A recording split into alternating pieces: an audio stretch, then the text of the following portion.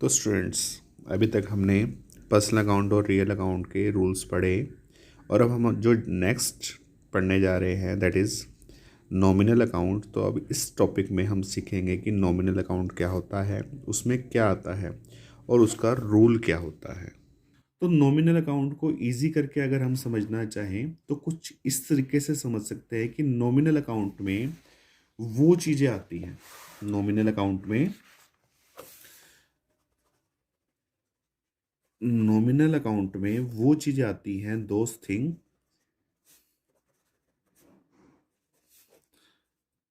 Which are only for the name. जो चीजें सिर्फ एक नाम होती है, जो चीजें सिर्फ नाम होती हैं, जैसे सैलरी दी। हमारे यहाँ एक एम्प्लॉय था, उसे हमने सैलरी दी। सैलरी में क्या दिया होगा? Cash. But what is salary? Nothing. Salary is only a name. एक मजदूर है हमारे यहाँ पे जिससे हमने मजदूरी करवाई, उसे हमने वेजेस दी। वेजेस क्या है? एक नाम। डिस्काउंट, हम शॉप पर जाते हैं, शॉप वाला हमें डिस्काउंट देता है, तो डिस्काउंट क्या कोई चीज होती है? नहीं। डिस्काउंट क्या है? एक नाम। कमीशन, रेंट, ये सब सिर्फ एक नाम होते हैं। तो दो थिंग जो सिर्फ एक नाम है, वो सभी चीजें कहाँ पर आती हैं? नॉमिनल अकाउंट में। कहाँ आएंगी? नॉमिनल अकाउंट में। ये फर्स्ट डेफिनेशन होगी।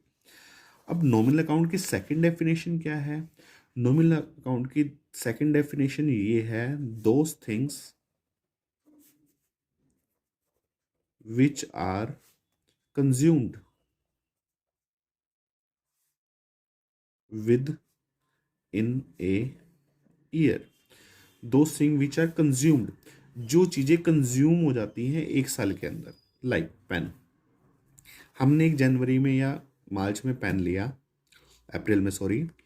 अब वो जब हम यूज करेंगे तो क्या वो पड़ा रहेगा? नहीं, वो फिनिश हो जाएगा। क्योंकि वो फिनिश हो जाएगा, कंज्यूम्ड हो जाएगा, तो वो भी किसका पार्ट है? नॉमिनल अकाउंट का।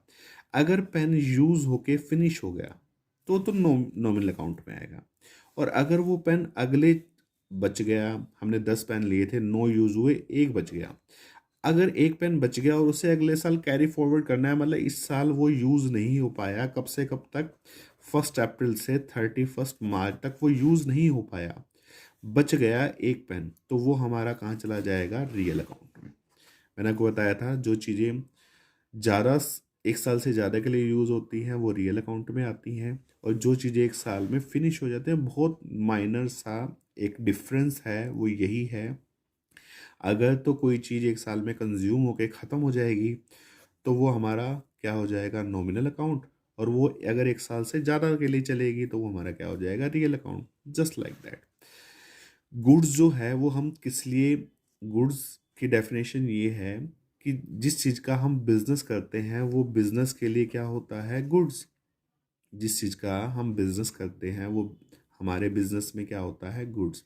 अब गुड्स हम इसलिए तो लाते नहीं कि हम उसे रखे रखेंगे और बाद में यूज़ करेंगे। तो इसलिए गुड्स भी एक नॉमिनल अकाउंट बन जाता है। और गुड्स में कौन कौन से अकाउंट? गुड्स के लिए हम 4 अकाउंट यूज़ करते हैं। Number 1, purchases, sales, purchase return and sales return. Purchase, sale, purchase return and sales return.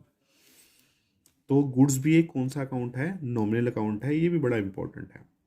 तो हमने जो डेफिनेशन समझी, those thing which are for the name only for the name, जो चीज़ें सिर्फ नाम होती हैं, या those thing which are consumed within a year, जैसे पेन है, नोटबुक है, एनी पेपर्स हैं, स्टेशनरी है। क्योंकि हम नॉर्मली स्टेशनरी एक साल के अंदर फिनिश कर देते हैं, तो वो भी कहाँ पर आता है? नॉमिनल अकाउंट में। ये दो डेफिनेशन से हम इजीली समझ सकते हैं कि नॉमिनल अकाउंट में कौन कौन सी चीज़ें आती हैं। चलिए, तो नॉमिनल अकाउंट में नॉर्मली हम दो चीज़ें शामिल करते हैं। एक होते हैं एक्सपेंस और एक होती हैं इनकम्स। चलिए, एक्सपेंस कौन कौन से होते हैं? Rent paid, salary paid, commission paid, discount allowed, stationery, और भी बहुत सारे हो सकते हैं। तो जैसे जैसे आते जाएंगे वैसे वैसे हम करते जाएंगे। अभी इनकम्स क्या हो सकती हैं? अगर डिस्काउंट अलाउड है तो एक्सपेंस, डिस्काउंट रिसीव्ड है तो इनकम, कमीशन पेड है तो एक्सपेंस, कमीशन रिसीव्ड है तो इनकम। तो और भी बहुत सारी इनकम्स हो सकती हैं। जैसे जैसे वो यूज़ होंगी हम उनको यूज़ अकाउंट्स में समझते जाएंगे। लेकिन मोटी मोटी सी बात ये है कि नॉमिनल अकाउंट में एक्सपेंस आते हैं और इनकम आती है। एक एक्सपेंस जो बहुत ज़्यादा यूज़ होगा दैट इज़ परचेजेस। क्लियर? और इसका अपोजिट इनकम कब होगी? जब हम क्या करेंगे? सेल्स, गुड्स को खरीदेंगे बेचने के लिए, परचेज करेंगे तो एक्सपेंस, और गुड्स को बेचेंगे तो हमारी क्या बन जाएगी? इनकम। Is it clear?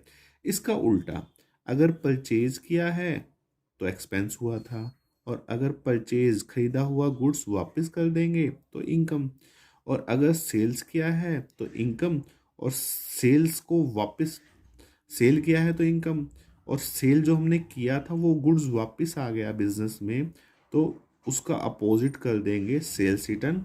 वो हमारा एक्सपेंस तो नहीं होगा, लेकिन इसको सही करने के लिए, ठीक करने के लिए हमें इसे अपोजिट करना पड़ेगा, सेल्स का उल्टा। सेल्स किया था तो इनकम क्रेडिट, और वापस आ गया तो उसे डेबिट करना पड़ेगा। ये रूल्स जो हैं वो धीरे धीरे हम क्वेश्चन में करते करते समझते रहेंगे। चलिए फिलहाल के लिए हमने समझ लिया कि नॉमिनल अकाउंट में वो चीज़ें आती हैं जो ओनली फॉर द नेम होती हैं, या दो thing which are finished within a year. इन सब को हमने समझ लिया। चलिए अब मोस्ट इम्पॉर्टेंट टॉपिक क्या है कि नॉमिनल अकाउंट का रूल क्या होता है। तो नॉमिनल अकाउंट का जो रूल रहता है वो होता है debit all the expenses and losses and credit all the incomes and gains। कोई एक्सपेंस हुआ या लॉस हुआ तो डेबिट, कोई इनकम हुई या कोई गेन गेन हो गया जस्ट लाइक ए प्रॉफिट तो वो हमारा क्या हो जाएगा? क्रेडिट। जैसे कोई एसेट्स बेची, ज़्यादा पर बिक गई तो हमारा गेन हो गया, तो वो कहाँ, उसको हम क्या करेंगे? क्रेडिट। क्लियर? एक्सपेंस डेबिट और इनकम एंड गेन्स क्या हो जाएंगे? क्रेडिट। तो हमने आज जो पूरा टॉपिक समझा that is classification of accounts, three type, personal, real, nominal. उसके बाद हमने समझा इनके अंदर क्या आता है, पर्सनल अकाउंट में क्या आता है, रियल अकाउंट में क्या आता है, नॉमिनल अकाउंट में क्या आता है। और फिर जो हमने किया इनके रूल्स, पर्सनल अकाउंट का रूल्स क्या होता है, रियल अकाउंट का रूल क्या होता है, और नॉमिनल अकाउंट का रूल क्या होता है। तो स्टूडेंट्स हमने तीन रूल पढ़ लिए, पर्सनल अकाउंट का रूल क्या है, रियल अकाउंट का रूल क्या है, और नॉमिनल अकाउंट का।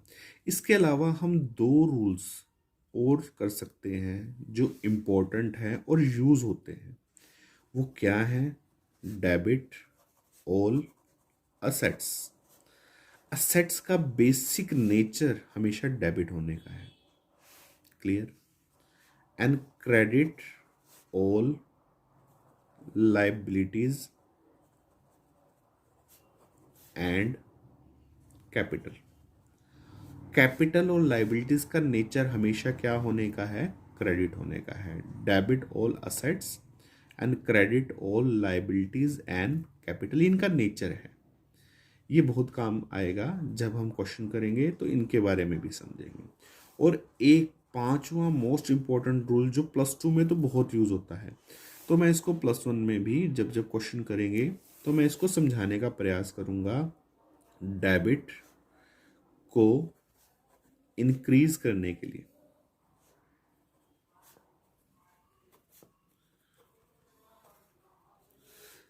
या इसको अगर हम इजी लैंग्वेज में करें तो डेबिट को इंक्रीज करना हो तो डेबिट, और डेबिट को डिक्रीज करना हो तो क्रेडिट। मीन टू से कोई चीज़ डेबिट है, हमें रूल के लिए ना कहा जाए, हमें सिर्फ सिंपली एक बात कह दी जाए कि कोई असेट्स इंक्रीज हो गई। तो मैंने भी बताया कि असेट्स हमेशा क्या होती हैं, डेबिट। अब वो कह रहा है कि असेट्स इंक्रीज हो गई, तो हम उसको डेबिट करें या क्रेडिट करें, तो ये रूल हमें बताता है कि असेट्स का नेचर डेबिट होने का है, और डेबिट को इंक्रीज करना हो, प्लस करना हो तो डेबिट करेंगे।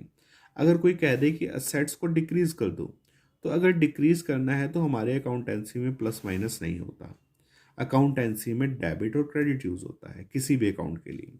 अगर प्लस माइनस यूज नहीं होता और उसको कम ज़्यादा करना है, तो फिर ये रूल अप्लाई होता है हमारे अकाउंटेंसी में, जो +2 में बहुत इंपॉर्टेंट है। समझ रहे हैं आप मेरी बात को? अगर कोई कह दे कोई आइटम डेबिट है, उसको और इंक्रीज करना है, तो हम दोबारा से क्या करेंगे, डेबिट। और कोई कह दे कि असेट्स को कम करना है, ये ना कहे कि +1 वाले रूल नहीं अप्लाई हो रहे, परचेज सेल नहीं हो रहा है, कम्स इन गोज आउट नहीं हो रहा है रियल अकाउंट, वो कह दे कि असेट्स को डिक्रीज करना है, तो हमें पता होना चाहिए कि असेट्स को डिक्रीज करने के लिए डेबिट का अपोजिट क्रेडिट करना पड़ेगा। जस्ट लाइक दैट, क्रेडिट को इंक्रीज करना हो तो क्रेडिट, और क्रेडिट को डिक्रीज करना हो तो डेबिट। सपोज कोई लाइबिलिटी है, उसका नेचर क्या है, क्रेडिट। अब कह रहा है कि लाइबिलिटी बढ़ गई, तो अब लाइबिलिटी बढ़ गई तो प्लस माइनस तो है नहीं, तो उसको बढ़ाने के लिए हम क्या कर देंगे, क्रेडिट, क्योंकि क्रेडिट इंक्रीज कब होगा, जब वो क्रेडिट होगा।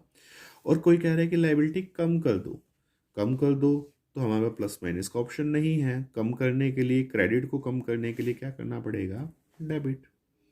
आई थिंक आपको ये 5 रूल्स जो मैंने बताया, personal account, real account, nominal account, और ये debit all assets, credit all liabilities and capital, पांचवा मोस्ट इंपॉर्टेंट, डेबिट को इंक्रीज करने के लिए डेबिट, डिक्रीज करने के लिए क्रेडिट। क्रेडिट कोई आइटम है, उसका नेचर है क्रेडिट होने का, कोई कह दे कि उसे प्लस करना है तो दोबारा से क्रेडिट, और उसे रिड्यूस करना है तो डेबिट। चलिए, आई होप कि आप ये लेक्चर जो बेसिक ऑफ जनरल एंट्री करवाया है, ये आप अच्छे से पढ़ेंगे। अगर आप इसे अच्छे से करते हैं तो जनरल एंट्री में प्रॉब्लम कभी भी नहीं होगी। Thank you ऑल्स।